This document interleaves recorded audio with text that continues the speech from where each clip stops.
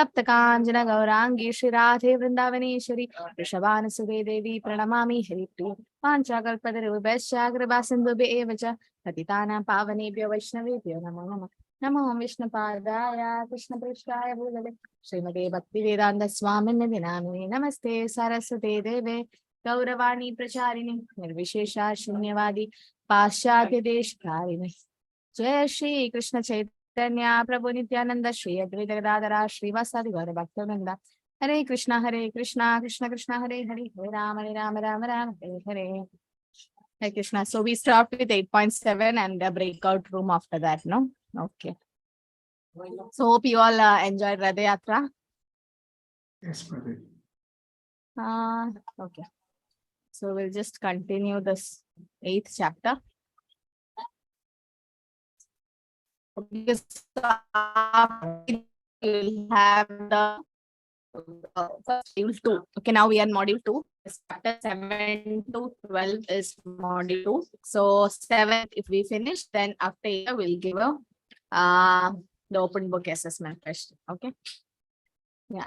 So anybody remembers that sloka? I'll have some network issue. It's raining sometimes here.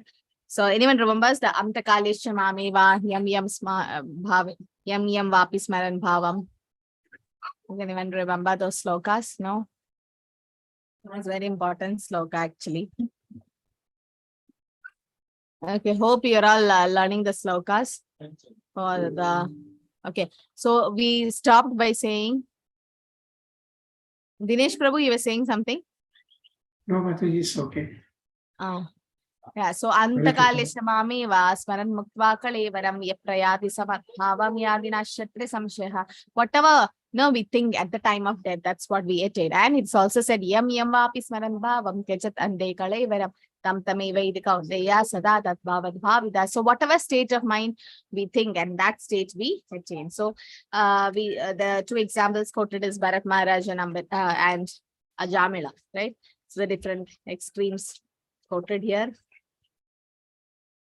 So now what to do? How to always think about the Lord? No? So in the 7th sloka, Krishna says, Tasmat Sarveshu Kaleshu Ma Manusmarayuddhi. You should always think about Lord. And 8.8, he says how to do it. Abhyasa Yoga Yuktena Chedasa Nanya Kamina Paramam Purusham Divyam Yadi Partana Chintayan. He who meditates on Krishna as the Supreme Personality Godhead, his mind constantly engaged in remembering Krishna, undeviated from the path, he, O Partha, is sure to reach me. Now I'll ask a question. Arjuna is also a devotee. Now Arjuna didn't chant the Hare Krishna mantra, no? 16 rounds. Why? He was a pure devotee and always in association with Krishna. He was on Kalyug. Nitya Siddha. See, he's already eternal associate. Yeah, as Deval Mataji said, in Kali Yuga, yes, Nama Sankirtana is the prescribed, but Nama Sankirtana is there from Satya Yuga, right? So you can, if you go back, you can see Prahlad Maharaj was also chanting the Lord's holy name. Yes, meditation was the prescribed, but chanting was there. And when you come to Treta Yuga, again, Vibhishanan was always chanting Lord Ram's name. Hanuman was also chanting. Then in Dwapar Yuga, you can see Draupadi was chanting Lord's holy name and for help. No, so the holy name is there in all the yugas, along with deity worship and all sacrifice and the fire sacrifice and all. But then, as Prabhu said, yes, he is a pure devotee and he's always in association with the Lord. In the sense, he was always thinking about the Lord. So for such pure devotees, no need to chant. Why are we doing chanting and everything? So that we remember Krishna. We have forgotten Krishna, that's why we are in this material world. But they are eternal associates, and not only him, any pure devotee. But then why did Bhakti Siddhanta Saraswati, who is a Manjari, Bhakti Vinod Thakur, who is a Manjari, who are all, Manjaris in the sense, close associates of the Lord, why did they come and chant then? They don't have to chant, no? They are already liberated souls. To set an example. To set an example. We follow. Yeah, so it is said, yes, to set an example for all of us, like even though they are Manjaris and they came to this material world, in the material world, we're supposed to chant the holy name. In the sense, to set an example, it is said how great souls, you have to follow their examples. They set an example for the, to show the devotional path. Yes.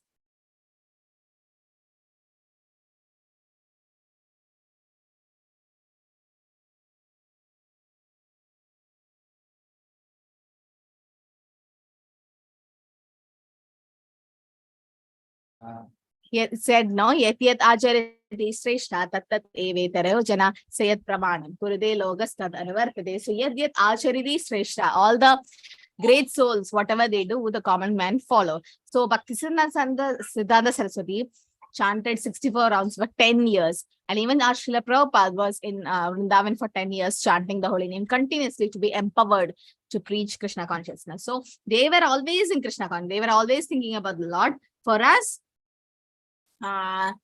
chanting is important so that we think about the Lord. So in 8.8 purport, Prabhupada uses an analogy. What is that analogy? Can anyone say? It's a very important Bhakti Shastri question. 8.8. What is the analogy used by Prabhupada? What a caterpillar, Mataji. Yes, can you explain that? What's the caterpillar? Yes, Sudha Mataji. Caterpillar, the caterpillar it thinks of becoming a butterfly, but then slowly actually I don't know the exact story, Mataji. Yeah, you're right. So caterpillar thinks of becoming a butterfly in this life. Yeah, but in the same life it thinks of becoming a butterfly. So similarly, if we think of Krishna constantly, then when at the end of our lives, then we'll be able to remember Krishna Mata. Yes. So yes. So how a caterpillar, the Prabhupada mentions here, how a caterpillar was the end of the purport, you can see. The example given is a caterpillar that thinks of becoming a butterfly. In this life, it keeps meditating on becoming a butterfly and becomes a butterfly. Similarly, a devotee constantly think of Krishna and to become union with the Lord in the sense in service, and he can attain it in one life. So a caterpillar becoming a butterfly and so is transformed to a butterfly in the same life. Similarly, if we constantly think of Krishna, it is certain that at the end of our lives, we shall have the same bodily constitution as Krishna. That's Sarupya Bhakti, but the devotee doesn't want all that. The devotee wants to serve the Lord.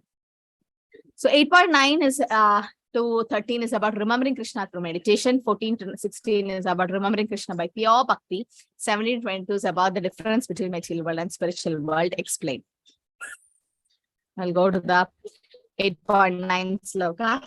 Kavim Purana Manusasitaya Manoniyam Sam Anusmaretya Sarvasya Data Ramachintya Rupam Aditya Varnam Tamasa Parastat.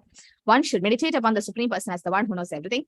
He who's the oldest, who's a controller, who's smaller than the smallest, who's maintainer of everything, who's beyond all material conception, who's inconceivable, and who's always a person. He's luminous like the sun and is transcendental beyond this material nature.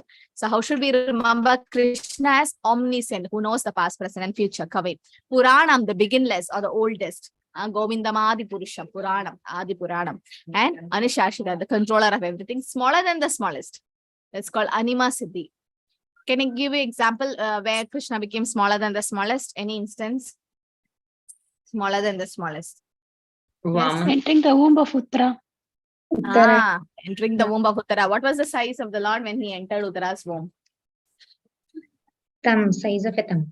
Thumb. Very good. Thumb size. Okay. Yes. And then as Mataji said, Vamana Devi. Yes, Vamana Devi was so small, like a dwarf. Yes, he could become small. Then any other example? How did Varahadev come? From where did he come? No idea. Nose of Brahma. Nostrils of Brahma. So if something has to come from the nose, it has to be so small. And then he became so huge. So yes, he can become smaller than the smallest. He can enter into the atoms. And some atoms are so small, you need a microscope to see. So Krishna can enter even into that. Yes, he can become the smaller than the smallest. And maintainer of everything. He's Achintya, he's inconceivable. With a beautiful personal form, Rupam. So this verse denies the impersonalism, because here it is said person, he's a beautiful form person. Ishvara Paramakrishna Sachidananda Vigraha, it's a Rupa form. And Aditya Varna, luminous like the sun. When Krishna showed the Vishwarupa, Arjuna says, no, it's compared to like 1,000 suns. So that's what Krishna's illumination is compared to, and transcendental to the material nature, full of ignorance. And it refutes, this verse refutes the absolute truth as impersonal. Qualities arise from personality, not from a void. Therefore, Bhagavad Gita recommends meditation on the personality of God. So we have to remember next sloka is about remembering Krishna through the practice of Sat Chakra Yoga. Prayana Kale Manasa Chalena Bhaktya yukta yoga balena chaiva bruvor madhye pranam aveshya samyak satam param purusham upedi divyam.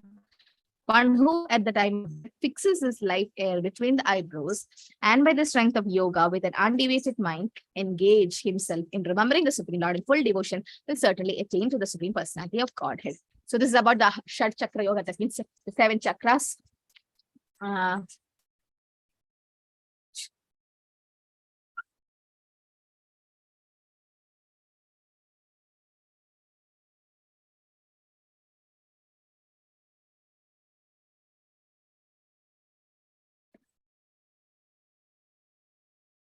So it's about the 6 chakras. Like there are like some yogis, they meditate on the chakras. One is between the eyebrows, all the chakras, the 6 chakras. So one practicing this yoga at the time of death fixes his life air between the eyebrows. That's what it is saying, the importance. But then later on, Krishna only rejects this by saying Bhakti yoga is the best.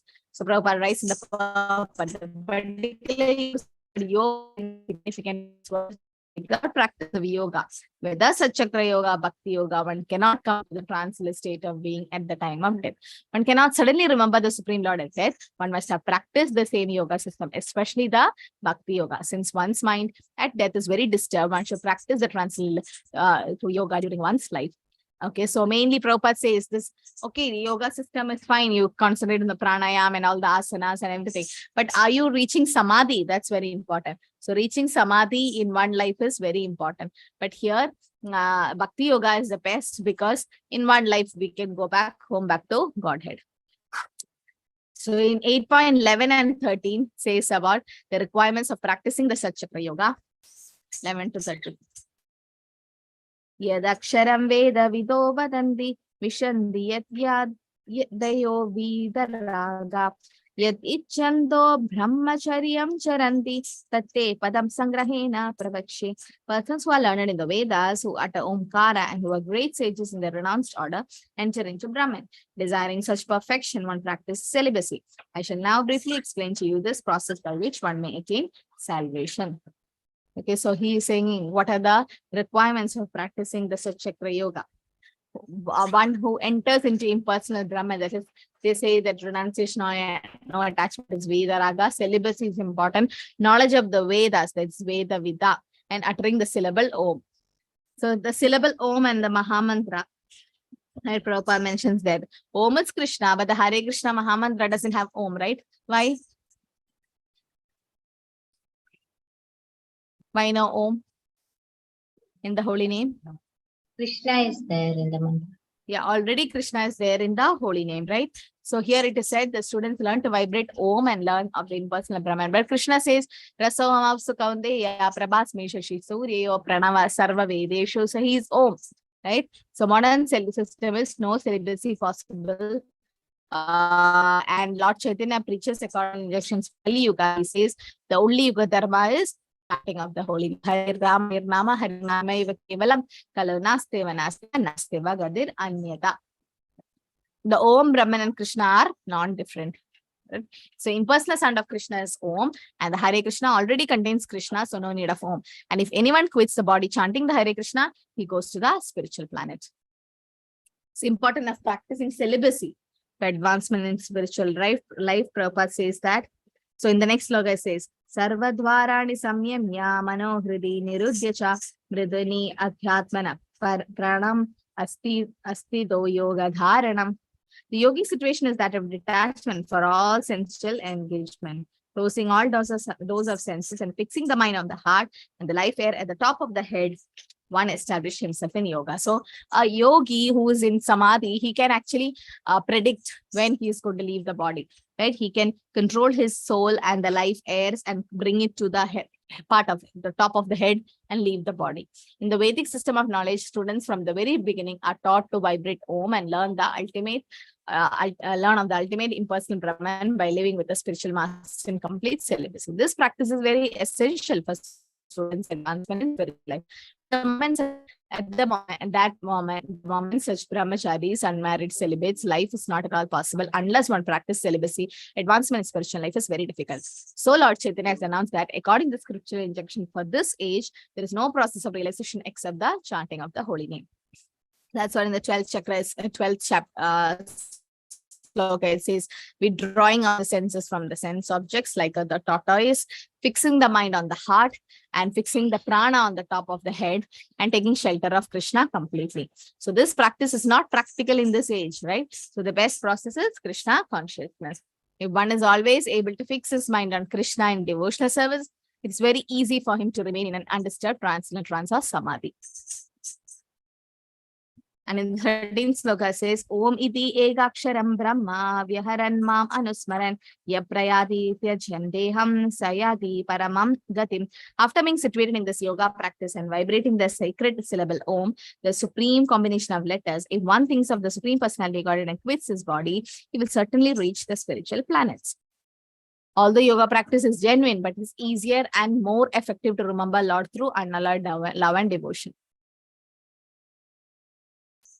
So Krishna now discusses pure devotional service and the nature of the spiritual world, which one attains by practicing pure devotional service. The Lord is easily obtained by one who remembers him without deviation, constantly engaging in devotional service. So pure devotional service should be ahetuki apradihada.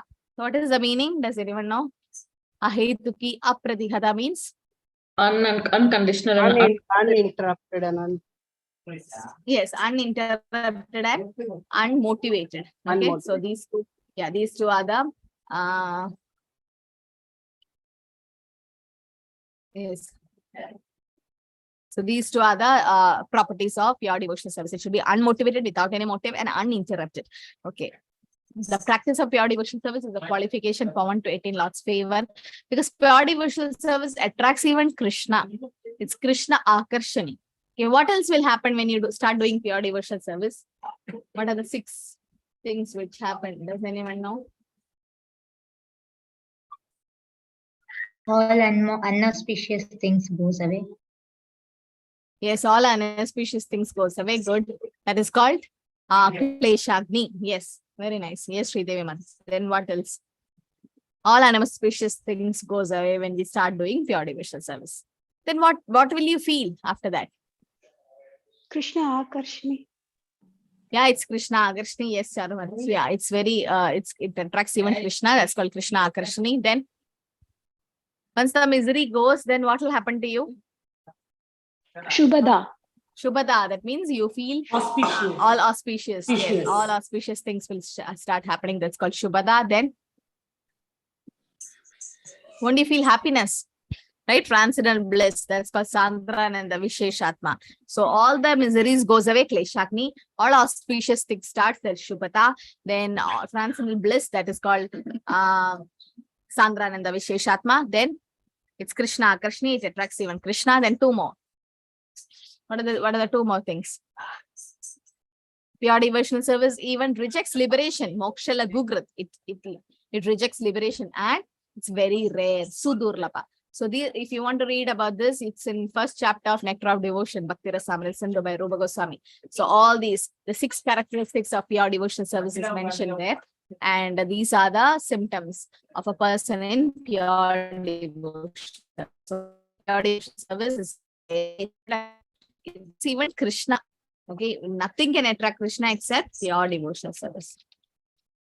Ananya cheta satatam yomam smaradi nityasaha tasyaham sulabha partha nitya yuktasya yoginaha. For one who always remember me without deviation, I am easy to obtain, or son of Pritha, because of his constant engagement in devotional service.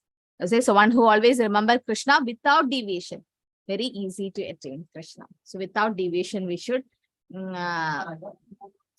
think of Krishna. So in this verse, so it's sulabha. Okay, attaining Krishna is very easy, but by pure devotional service. This verse describes the final destination of unalloyed devotees who serve the Supreme Personality Godhead in Bhakti Yoga. Their final destination is easier, sulabha, to obtain Krishna. No material impediments in devotional service. Only qualification is sincere desire to advance. Tatra laulyam apimulya kevalam kodi janma sugritana labhyate. That's what Rupa Goswami says, right? What is the qualification to get Krishna? That's just desire, sincere desire to get Krishna. So I'll give an example. We have here Charu Radha Devi Dasi Mataji. So she's from US, and she was had a sincere desire to get initiated.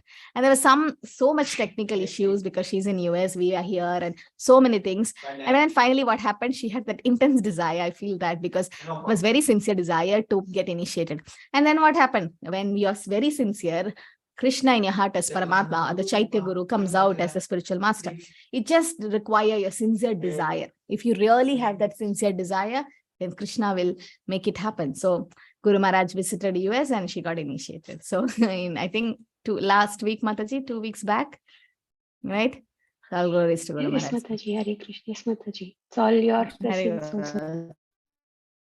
Very well. So that is the sincere desire. Like I'm just giving an example, a living example, because if you have that sincere desire, no matter what happens, Krishna will definitely help you. But then that desire should come. It's not like, it's okay, if I advance in next Janma, or I have like more time. No, if you have the sincere desire, Krishna, I want to really advance, and no matter what, some Mataji, one Mataji in this class said that because of her family, she's not able to take initiation. That's okay, but maybe not.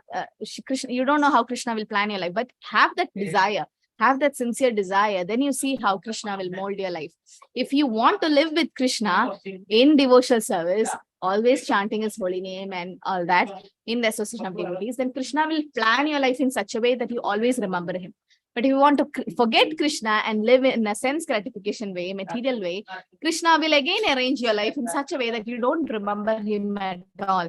So because he's in your heart, you can't see. So he sees the sincerity of the devotee. If you're really sincere, then no matter what happens, Krishna will arrange all your advancement for Krishna consciousness. He'll pull your soul towards him. Only thing required is the sincere desire to advance. You might think like, oh no, my life is like this, I can't do that, my circumstances is different from others.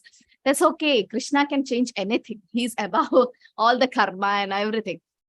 Just have faith and have that sincere desire to advance. That's the only qualification required in Bhakti Yoga. So many examples I've seen. Just have the sincere desire, Krishna will mold your life. Okay, so let's start having the desire to advance. I'm asking for desire in spiritual life, not material things. Material desire, if we have, sometimes Krishna won't fulfill it because we might go behind that. Maya is so strong. But if you have spiritual desires and spiritual sincere desires, Krishna will definitely help from within as Chaitya Guru and from outside as spiritual master. Jnana and Ashtanga Yoga depends on prior knowledge, renunciation, and favorable situations are required for practice. In devotional service, Krishna gives the intelligence of how to attain him. Tesham yuktana bhajadam priti purvakam dadami buddhi yogam tam yena mamupayantite. Which chapter, which sloka is this? To those who are constantly devoted to serving Krishna with love, he gives the understanding by which they come to him. 10th chapter? 10.8. 10.10. 10.8 Aham Sarvasya Prabhu. Yeah, 10.10. Chatur Sloki. Very famous Chatur Sloki. Yeah, 10 chapter, 10 sloka. Okay. So pure devotional service is Ananya Chetaha, means pure Bhakti Yoga. It's without mixture of Jnana, Karma and Hatha Yoga. Okay. So pure Bhakti Yoga, what is the definition of pure Bhakti Yoga? This is the first line. Does anyone remember? Anukulisya Sankalpa, Mataji. That is surrender. Anukulisya Sankalpa, Pratikulisya Varjanam. Yes, accepting what's favoring Krishna consciousness. That's the definition of surrender. But this is Anya Abhilashita Shunyam. Okay, Anya Abhilashita Shunyam. That means no other desires to serve Krishna. That's the definition of pure devotional service by Rupa Goswami. You need to memorize all these slokas, okay? All of you, when we start Nectar of Devotion book, you're supposed to memorize this sloka. Anya Abhilashida Shunyam Jnana Karmadana Vritam Anukulyena Krishna Shinam Bhakti Ruttama Anya Abhilashida Shunyam, with no other desires. A pure devotee, I'm talking about pure devotees are like that, right? It is said in Chaitanya Charitamrita. Yeah, Krishna Bhakta Nishkama Deva Shanda Bhukti Siddhi Kami Sakala Shanda. Bhukti means a karmi person who wants all sense gratification. Mukti means somebody wants liberation. Siddhi means all the Ashta Siddhis, Arima, Legima. They all are Ashanta because they have so many desires to fulfill, right? So, but a Krishna Bhakta Nishkama, Adiva Shanta. He doesn't have any desires, just to advance in Krishna consciousness. And Krishna takes care. And he's Shanta, peaceful. So karmis desire sense gratification. Jnanis want relief from material miseries. And yogis desire mystic abilities. But a pure devotee desire only clothes, pleasure. Why are we chanting? Why are we learning Bhagavad Gita and all that? To please Krishna. not for his pleasure, not for our sense gratification. So a devotee is even ready to go to hell. Narayana para sarve naku dashana bibhyati swarga apavarga narageshu api tulyartha darshinaha. A devotee sees swarga apavarga narageshu. I mean, in the sense, heaven, hell, liberation, everything is equal. Api tulyartha darshana. He sees everything equal. Doesn't matter for him. Even he's in hellish planets, but chanting Hare Krishna is very important, right? So Srila Prabhupada in the purport quotes Chaitanya Charitamrita saying that a pure devotee is nishkama. Because a devotee of Lord Krishna is desireless. No, nobody can be desireless. Prabhupada says only a stone can be desireless. So everyone have desires, but we need to purify that desire to devotee in Krishna's service. All of us have desires, but that desire should be purified. So he's peaceful, a pure devotee. And fruity workers desire material enjoyment, jnanis one, liberation, yogis one, material opulence, therefore they are all lusty and cannot be peaceful. So the pure devotee stage is not possible immediately. It will take some time. As we advance, then it comes to pure devotion. Okay, sadata means nityasa, always, regularly, every day we need to do devotional service. See, Bhaktilata beach is compared to a tender plant by Chaitanya Mahaprabhu, right? And we are like a gardener. We need to sow that seed in our heart and water it with Shravanam and Kirtana. Now, if there is a creeper, a small tender plant in your garden, and you put a bucket of water on one day, and for 10 days, if you don't water, what will happen to the plant? It'll dry off. Similarly, you read Bhagavatam and you chant and everything one day, and for few days you don't read Prabhupada's book. Your Bhaktilata beach will dry. It will dry. It's just once a week we have Bhakti Shastri class. You take the book and sit and study. No, that's not every day. Nityam, it should be regular. I see some of you attending Bhagavatam classes like Dinesh Prabhu, and I've seen some devotees from here, Neeraj Mataji and all attending. Supriya Mataji, I think another Supriya. So I've seen all of you attending Bhagavatam class. Nice it is. They regularly, Nityam Bhagavad Sevadaya. So that makes your Bhaktilata beach to grow. So all of you should somehow, if you don't have time also, at least see the recordings of the Bhagavatam class daily, hear Prabhupada's lectures. In that way, the Bhaktilata beach will slowly grow. Nityam, every day, regularly should be done. A pure devotee can create Vrindavan wherever he is. The Sri Advaita Acharya tells this to Lord Chaitanya. We'll just come back to it. But then before that, let's go to the breakout room. You have to explain in your own words how the statement, a pure devotee can live anywhere and create the atmosphere of Vrindavan by his devotional service. It reflects Prabhupada's mood on this. Okay, and you can take 8.14 verse and purport as a reference for your breakout room. But I need nice examples from Prabhupada's life, how this statement of a pure devotee can live anywhere and take Vrindavan by doing devotional service. So I'll post it in the chat. Okay, when you go to the breakout room, please copy this and give some nice pastimes of Srila Prabhupada. Reflect on Prabhupada's mood on this, how a pure devotee carry Vrindavan wherever he goes by doing his devotional service. Okay, we'll come back 5 minutes.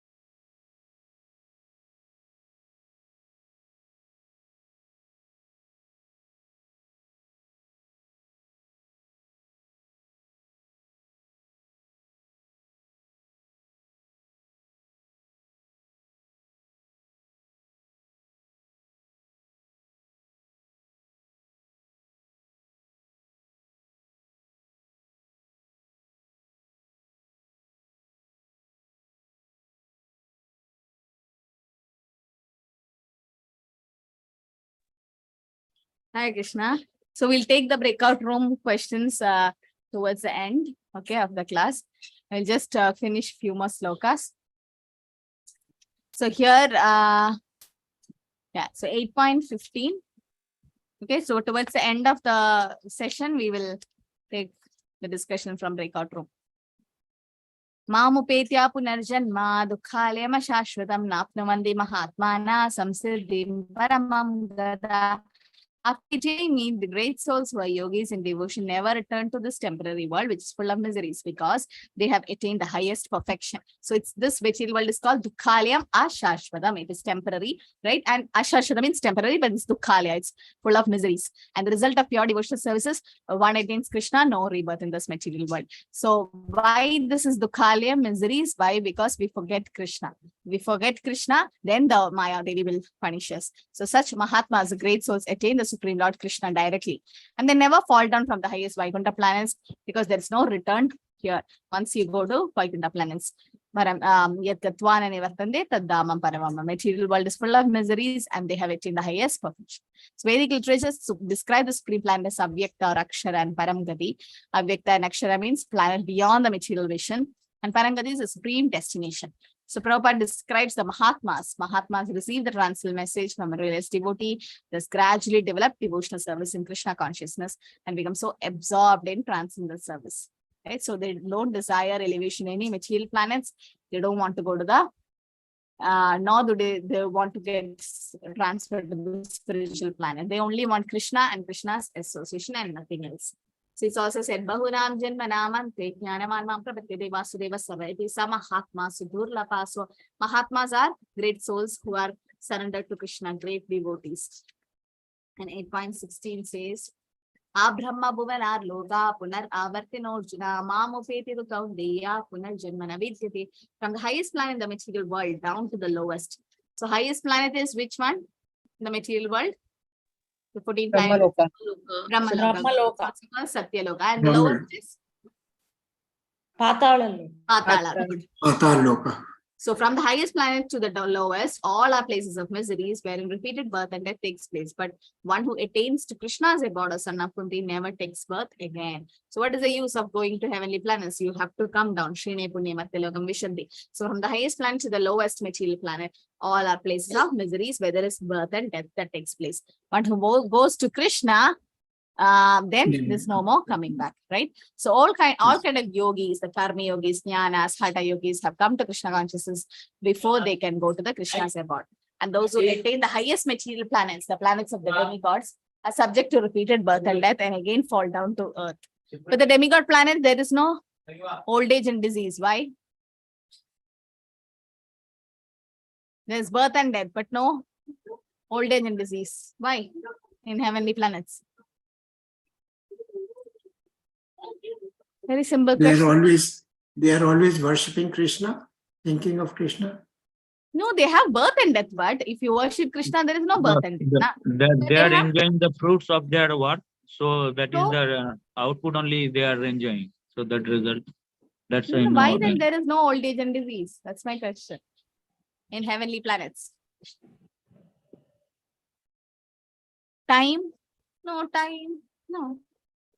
Time is okay, it is different from the material world, but then what did they drink during the Samudra Mandana, churning of the milk ocean? They drank. Yeah, so that the demigods drank the nectar or Amrita, which helps them to overcome old age and disease. But birth and death is there, right? Birth and death is definitely there. So that's what when Hiranyakashipu prayed to Lord Brahma to give him immortality, what did Lord Brahma say? Even I die. So even Brahma dies. So that means it is said, if you worship Brahma, then you go to Brahma's world, right?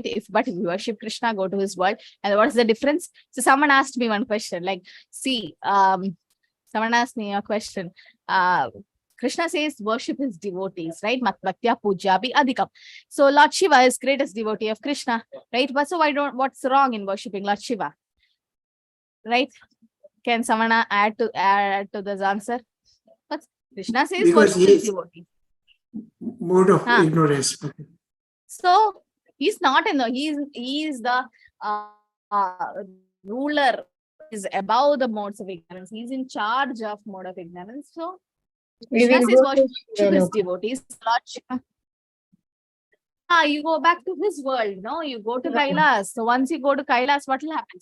You worship Lord Shiva, then you go to Kailas. But even after going to Kailas, there is rebirth, right? So that's why we should not see. We are not offending them, but we give them respect. But worshipping, we are watering the root of the tree, because it says Yandi Deva Yada Deva Pidri Yadi Pidri Vrida Budari Yadi Yadi Matya Jino Pima. You worship them because you go to their planet. You worship ancestors, go to their planet. You worship the Buddhas and all, you go to their planet. But you worship Krishna, go to Krishna's world, and there is no Punarjanma from there. So here, that's what it is said. All the planets are subjected to birth and death, but Krishna's world, yes, Deval Mataji. Yeah, Mataji, I have a question on this because in Shiv Puran, I mean, these people say that even Shiv says that one who comes to me doesn't go back to the material world. No, but Lord Shiva says that Mukti Pradadam Sarvesha Vishnu Revana Samshya. Lord Shiva cannot give you liberation. No. Only Vishnu or Krishna can give liberation. It's not, no, that's not right. Because Lord Shiva himself says that it's not possible to give, he can't give liberation. Because if he has to give liberation, he should be in charge of the spiritual world, Vaikuntha and Goloka, right? So we know, we have proof that in the Shastras that it's only the Vaikuntha and the Goloka where there is no Punarjanma. Rest everywhere there's Punarjanma. So why Lama is saying that is, he's not lying. He's saying that because he can give us Krishna Bhakti. So when you worship, so many devotees have told me that they were worshipping Lord Shiva before coming to Krishna consciousness. And because Lord Shiva gets so pleased by you, Ashutosh, by your devotional service to him, that he gives you Krishna Prema, because he is a great devotee and only a great devotee can give you Krishna Prema. So in that way, yes, Lord Shiva can guide you towards Krishna consciousness, but you need to do devotional service. Then only you can go back to Krishna's world. Otherwise, it's difficult. In that case, Prabhupada says Ravan was a great Shiva devotee, right? Then what happened? Lord Ram could not give him any protection. Lord Shiva could not give him any protection. Mother Parvati asked, Ravan is your greatest devotee. Ravan had 10 heads and he used to cut one head and put into the sacrifice to please Lord Shiva. So he was such a great devotee of Lord Shiva. But since he was an enemy to Lord Ram and started kidnapped Chaya Sita, Lord Shiva could not do anything because he is also worshipping Lord Ram. So in that way, it is mentioned that Lord Shiva can give you Krishna Bhakti, or he can guide you towards the Krishna Loka, but he can't directly give you liberation. So fate of Brahmaloka is that those who progress in Krishna consciousness on higher planets are gradually elevated to higher and higher planets, and at the time of universal devastation of Pralaya are transferred to the eternal spiritual kingdom. Prabhupada quotes that when there is a devastation of this material universe, Brahma and his devotees who are constantly engaged in Krishna consciousness are all transferred to the spiritual universe and to specific spiritual planets according to the desires. Yeah, so as Sachinandan Prabhu says, yes, heavenly planets are meant to enjoy. Like you can't do devotional service there because so much Somaras and so much Apsaras and Gandharvas that people get lost in the material opulences there. So next verse is about material world and spiritual world, like where there is suffering. We'll come back to this later. So here in the 17th to 19th sloka is describing about the material world and the spiritual world. Sahasrayuga pariyandam haryat brahmano vidhu ratrim yuga sahasrantam te aho ratra vidho jana. The human calculation 1,000 ages takes together from the duration of, taken together forms the duration of Brahma's one day, and such also is the duration of his night. So Brahmaloka, if compared to the material planets, not free from birth, death, old age, and disease. Who goes to Brahmaloka? Elevated sannyasis. And fate of Brahma is because of the service to the Lord, he gets liberated. So it is said, yes, Lord Brahma can give you liberation, or Lord Shiva can give you liberation, in the sense they are also devotees of the Lord. And it's mentioned that once they get liberated, then only you will be able to get liberated, because they are the ones who are going to take you. But then that's indirect way of worshipping. So it is said, annihilation at Brahma's light, all the living entities remain compact in the body of Vishnu, and again they manifest at the arrival of day. So two things can happen. One is at the end of Brahma's life, next is at the end of Brahma's day. Unmanifested of years, and again to be manifested into another millennium. So two types of devastation is there: total devastation and partial. Total means all the protein floating from the system goes inside the Garbhodakshai ocean. And partial means the first top 3 lokas, Satyalok, Janalok, and Maharlok stays, and rest everything gets destroyed. So intelligent people have to take to Krishna consciousness to use human life fully in devotional service, chanting Hare Krishna, because there is no more rebirth. They are transferred at the end of this life to the spiritual planet of Krishna and become eternally blissful. 21 verse speaks about description of the spiritual world, the abode of the Lord. Parastasmatu bhavo anyo avyakto vyaktacha shantanaha yasa sarveshu bhudeshu nashyatu vinashyati. Yet there is another unmanifest nature which is eternal and is transferred to this manifest and unmanifested matter. It is the supreme and is never annihilated. When all in this world is annihilated, that part remains as it is. So your spiritual world is eternal, free from birth and death. It's infallible because Krishna's superior energy is opposite to the material energy in quality. It's full of unlimited bliss as opposed to the material world, which is full of miseries, fulfills all desires, is all attractive and unmanifest to the mundane eyes. It's transcendental to manifest and unmanifest. One Lord's abode never changes like the material world. This is a supreme destination, a place of no return. That's about Krishna's world. So Prabhupada says the description of the spiritual world in 21 sloka also in detail. Avyakto akshara iti uktastam ahu paramam gati yaprapya nanivartande tadamam paramam mama. That which the Vedas is described as unmanifest and infallible, that which is known as the supreme destination, that place from which, having attained it, one never returns, that is Krishna's supreme abode. The supreme abode of this personality of God, it is described here in Brahma Samhita as, who knows the sloka, the first sloka of Brahma Samhita? Does anyone know? Ishvara Parama Krishna Sachidananda Vigra Anadiradi After that, yeah, Chintamani, you know that? Chintamani Prakarasatma Sukalpa Vriksha Lakshavriteshu Sarabhira Vipalayantam Lakshmi Sahasra Shata Sambrama Sevyamanam Govindamadi Purusham Tamaham Bhajami. Yes. What the palace is in Golaka Vrindavan. It's made up of full of touchstone. Okay, and Kalpa Vriksha, there are desire trees.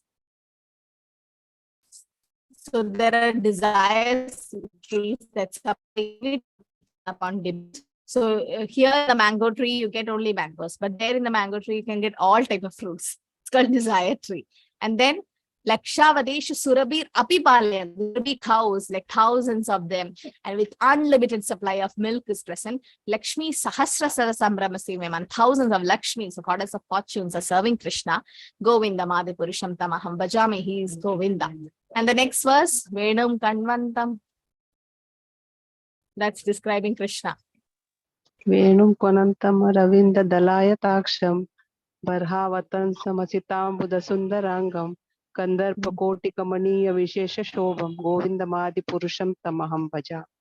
Yes. So Venum Kanvantam Aravinda Dayala Daksha. Venum Kanvantam means Krishna had a flute. Aravinda Dayala, actually lotus like petals like eyes. Then Barhavatam Ashitam Buddha Sundaram, the beautiful peacock feathers on his head and the color of the cloud. And Kantar Pakoti Kamaniya Vishesha Shobham, his body is getting attracted to thousands of cupids get attracted to Krishna. That's why he's called Madan Mohan. And Govindamadi Purusham Tamaham Bhajami, that's what Krishna is. That's a beautiful form of Lord explained. So how can Mayavadi say Krishna is formless? It's impersonal. Now how can they say? Because Shastras, Brahma Samhita, Bhagavad Gita, Bhagavatam, Chaitanya Charitamrita, all the Shastras explain about the beautiful form of the Lord. And how to attain to the Lord? Purushasa Parapartha Bhakti Labhyastha Shyantastani Bhutani Yena Sarvam Idam Tadam. The Supreme Personality God who is greater than all is attained by unalloyed devotion. Although he's present in his abode, he's all pervading and everything is situated within him. He's in the abode, but Krishna is unlimited. He's there everywhere. Now how to attain him? With pure devotional service. So Krishna is greater than all, but his pure devotional service is greater than Krishna. It's Ananya Bhakti because it's attract even Krishna. Although he's present in his abode, he's all pervading and everything is situated within him. This text clearly states that the supreme destination from which there is no return is the abode of Krishna, and the Lord is all pervading with spiritual and material energy. Okay. Ananda Chinmaya Rasa Pradibhavita. So I will worship Govinda in his own realm, Goloka. Golokeva Nivishati Akilatva Bhuta. So he's always in Golaka, but he's all there everywhere. Like, can someone give an example where Krishna is present everywhere. Like he's in Goloka at the same time he's everywhere. So which incident says you that Krishna is everywhere? Any past time? Yes. No. No one remembers. Bhakta Prahlad. What, Prabhu? Bhakta Prahlad says that everywhere he is available. Yeah. When yes, Hiranyakashipu asked, seen this pillar, he's there, yes, and then yes. So that's a nice example where Krishna is inconceivable. He can come even from a pillar stamba. Yes, Darshini Mataji says about Rasa Leela. Yes, every gopi saw Krishna is dancing with them. So Krishna expanded to so many. Yes. Yes, Neeraja Mataji. Brahma Vimochana. Even Brahma Vimochana Leela where Krishna expanded to his boyfriends, all the cowherd boys, the calves and everything. Good. Yeah. And Narad Muni saw all with all his queens at the same in time. 16,108 palace, Krishna was there everywhere. What about Uttara's womb?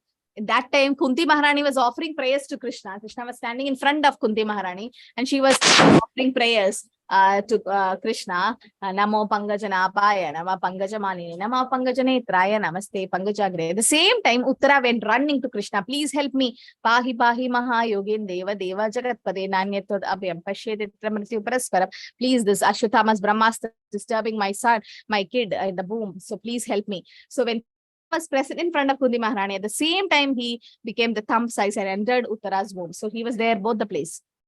Then what about Akrura? When Akrura came to take Krishna Balram from Vrindavan to Madura, what happened? Akrura saw. He took the dip in the water and then he saw. In the water he saw the Lord, right? So he was there in the chariot. At the same time he was there. So these are all different examples for the inconceivable nature of the Lord. In the sense, he's not only in the Goloka, he's there everywhere. And so many examples are there. Okay, so Krishna is there in Goloka, Krishna is in Ahatas Paramatma, he's there in every atom. Although the Lord is always in the Supreme Embodied, he is nonetheless all pervading by his material energy. In the material world also, it's all Krishna's energy, right? So 822 says about, how Krishna is everywhere. So importance of bhakti. To enter Krishna's abode, there's no other way except bhakti. Right? So he's the Supreme Personality God and the Supreme Abode. The Lord resides in the Supreme Abode, has millions of planetary expansion. So also Upanishads describe the Supreme Abode and the Supreme Personality God. And Vedas compare the Lord with a tree bearing many flowers, fruits, and leaves. Similarly, the Lord expands into many planetary expansion. So it says, Kologe Vaneshati Akilatma Buddha. Although the Lord resides in the Supreme Abode, he is all pervading. And Parashya Shakti Vividaya Suyate means Supreme Lord, although residing far away, systematically conducts everything in cosmic manifestation by his all pervading energy. You might be sitting at home, but then you can do internet banking, you can do Google Pay and all that. How your energy or your power is there on your bank account. You don't have to personally go to the bank, right? So similarly, the Lord don't have to personally come to the material world to carry out things. He can be in his abode, but his energies are distributed everywhere that he can control the whole world with that. So we'll start from question. Wherever he goes, like for example, Srila Prabhupada. So can we start with room number 1? Who's going to speak? Hare Krishna. Everyone is unmuted, na?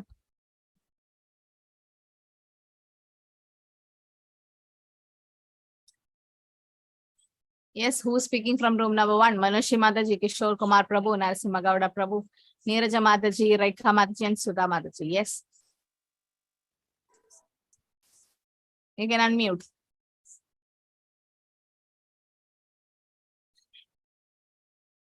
Somebody? Mataji, we all spoke. Hare Krishna Mataji. We all spoke, but I don't think we decided who would speak. That you have to decide. Everyone has to decide. I know. Okay. You can start, Mother. Some points you can say about Srila Prabhupada carrying the Vrindavan in his wherever he went. Yes, Mataji. The example that we talked about was firstly that when Prabhupada was in his family home in Calcutta, the atmosphere was not conducive to his practice of Bhakti Yoga. And his wife particularly was the lady of the house, but she was not well disposed towards his work in spiritual context. But still, despite all the difficulties, he still carried on and reached his goal.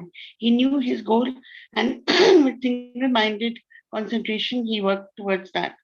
Then secondly, Yes. when he was traveling, for instance, from India to America, in that cargo ship, Mataji, he was not surrounded by devotees, but at the same time, despite all the medical difficulties, all the physical difficulties of old age and everything, the stroke, heart attack, everything, he wrote day Yes. and night. His entire effort was in that same direction.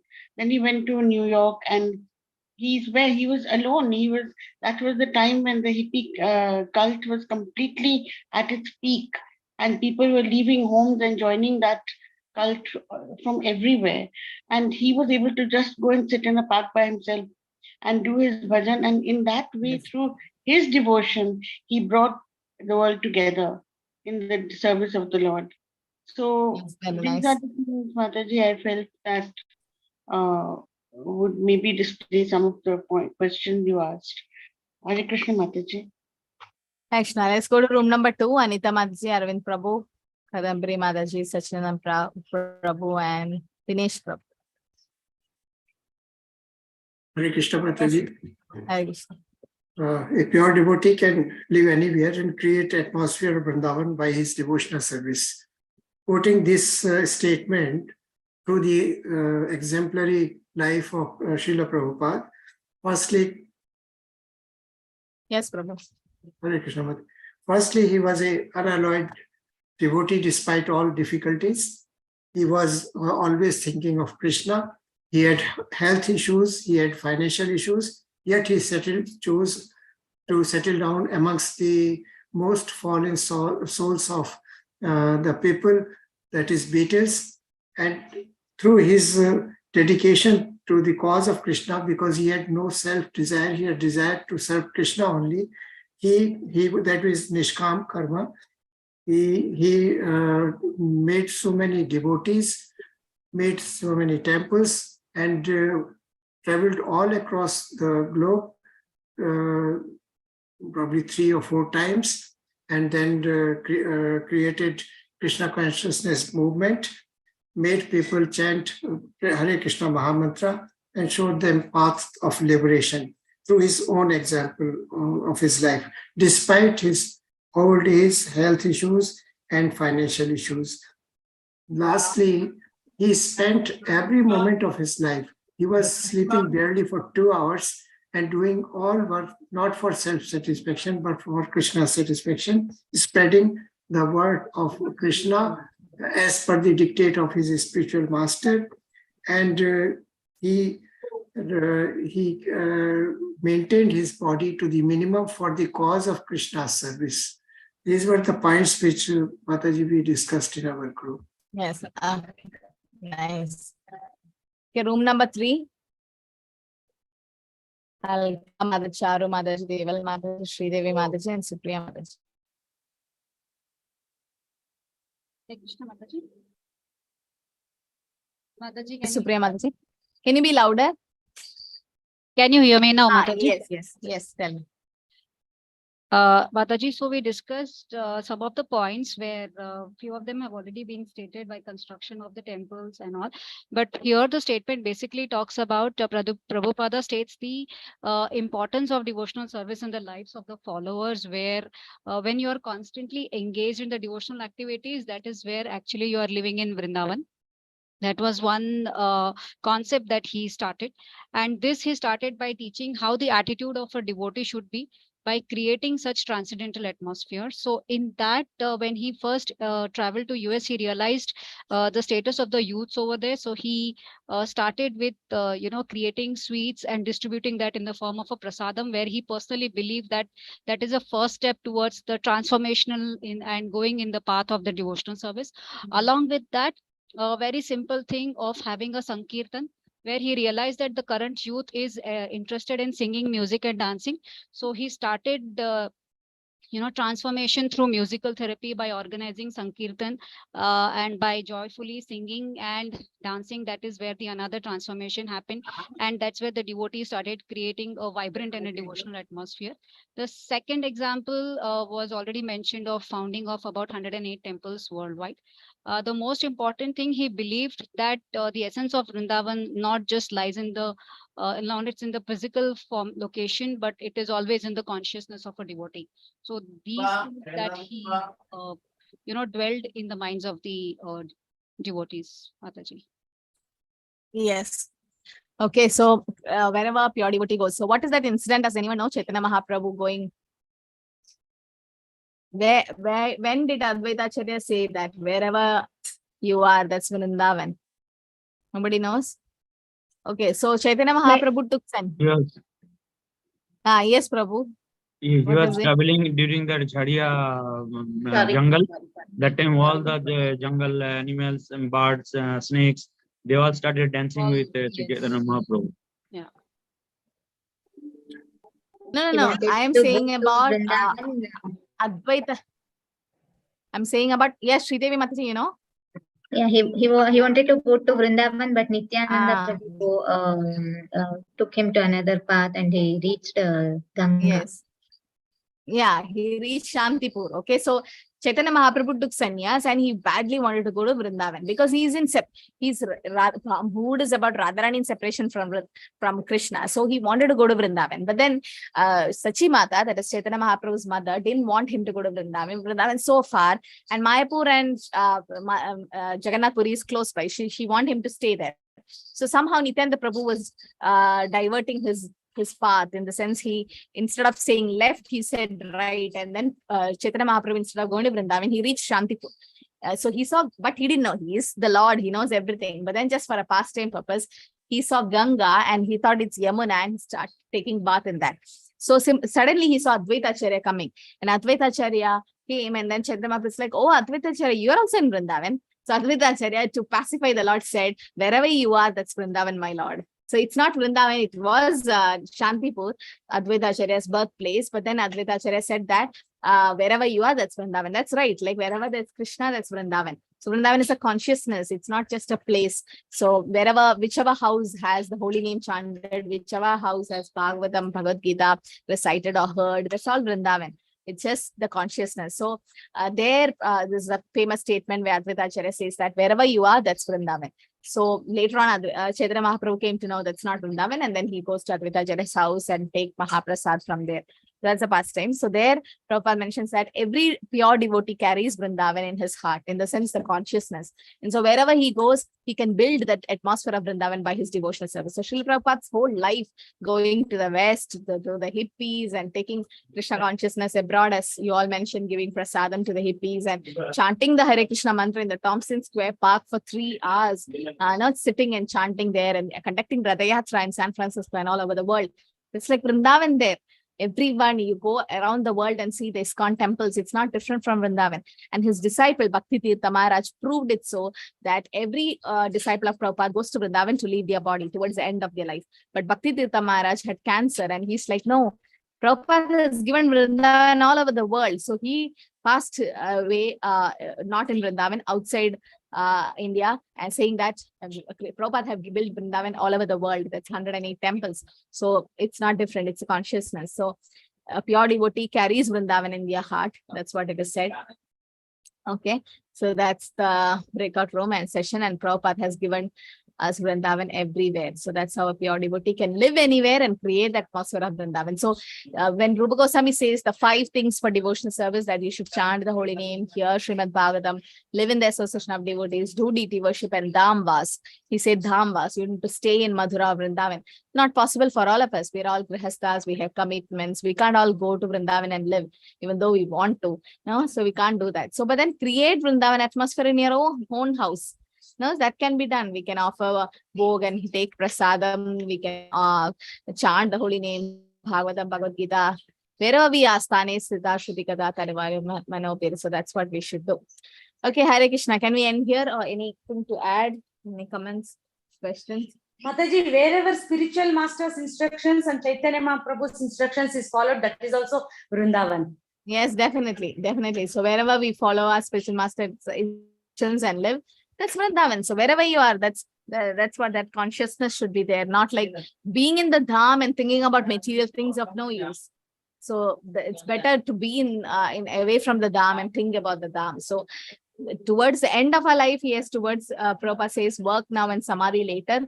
Many devotees are planning to shift to Vrindavan during their retirement life and all that. But how many of us can go? And there are extremes of climate in Vrindavan.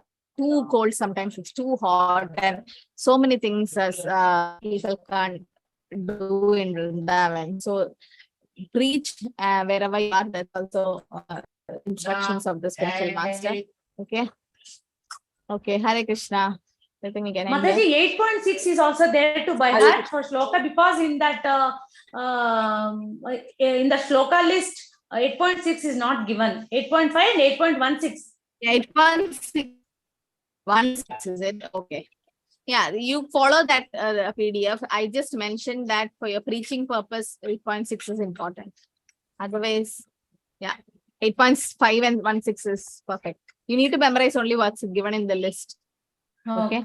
Okay, Mataji. Hare Krishna, Mataji. Hare Krishna. Hare Krishna. Hare Krishna. One question just on Hare the Krishna. Dandavat Yeah, Deval Mataji had a question. Yes, Mataji.